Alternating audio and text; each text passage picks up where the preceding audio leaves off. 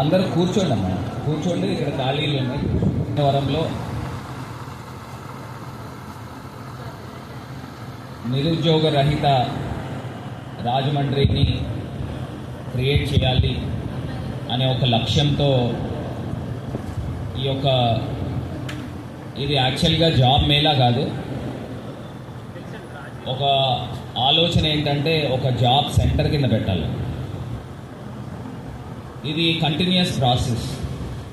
Last time మీరు అందరూ కూడా చూశారు. అక్కడ మంజీరా కన్వెన్షన్ సెంటర్కి చాలామంది వచ్చి ఉన్నారు. ఇక్కడ ఉన్నవాళ్ళు అనుకుంటున్నా, వచ్చారా రాలేదా?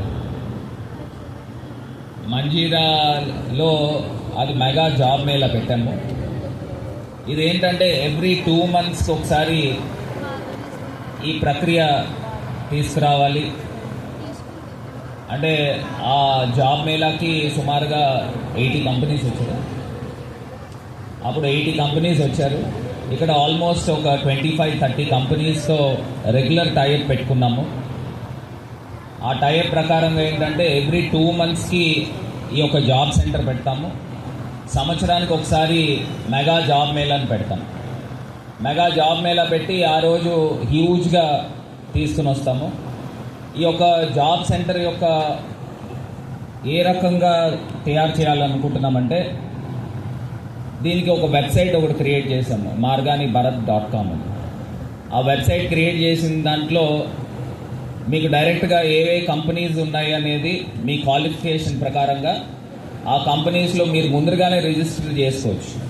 ఎవ్రీ 2 monthsకి ఒకసారి ఇట్లా ఒక జాబ్ సెంటర్ ప్రోగ్రామ్ పెడతాం కాబట్టి ఈ ప్రోగ్రాంలో మీరు రిజిస్టర్ ముందరగా చేసుకుంటే డైరెక్ట్గా మీరు కంపెనీకి డైరెక్ట్గా ఇక్కడ వాళ్ళు యొక్క రిప్రజెంటేటివ్స్ వస్తారు కాబట్టి మీరు వాళ్ళతోనే డైరెక్ట్గా నేరుగా కాంటాక్ట్ అయ్యి అక్కడ జాబ్ పొందేదానికి అవకాశం ఉంటుంది.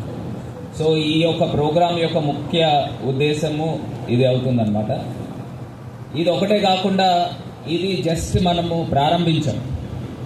ఇంకా రాబోయే రోజుల్లో ఇంకా మిగతా కంపెనీస్ని అందరినీ కూడా అప్రోచ్ అయ్యి వాళ్ళ యొక్క హెచ్ఆర్స్తో మాట్లాడుకుని ఆ హెచ్ఆర్స్ని ఇంకా నంబర్ పెంచే కార్యక్రమం చేయబోతా ఉన్నాం.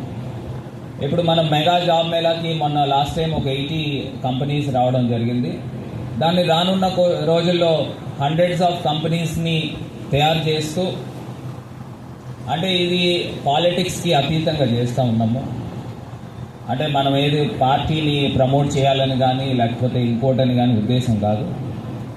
ఆ రోజు జగన్ గారు ముఖ్యమంత్రిగా ఉన్నప్పుడు ఆయన చెప్పిన మాట ఏంటంటే నేను పార్టీలకు అతీతంగా చేస్తూ ఉన్నాను,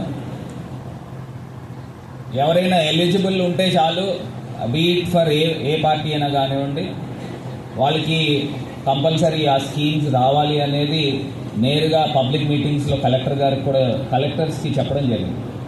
సో అదే ప్రాసెస్లో ఇక్కడ రాజమండ్రిలో కూడా ఏ ఒక్క పార్టీ అఫిలియేషన్ లేకుండా ఓన్లీ రాజమండ్రి యూత్ అనే కాకుండా చుట్టుపక్కల గ్రామాల్లో చుట్టుపక్కల పార్లమెంట్ నియోజకవర్గంలో ఉన్న యూత్ అందరికీ కూడా జాబ్స్ కల్పించాలనే ఒక లక్ష్యంతో ఈ యొక్క ప్రోగ్రామ్ని ఇనిషియేట్ చేయడం జరిగిందని కూడా యూత్ అందరికీ కూడా తెలియపరుస్తుంది. అండ్ సెకండ్ పాయింట్కి వచ్చేసరికి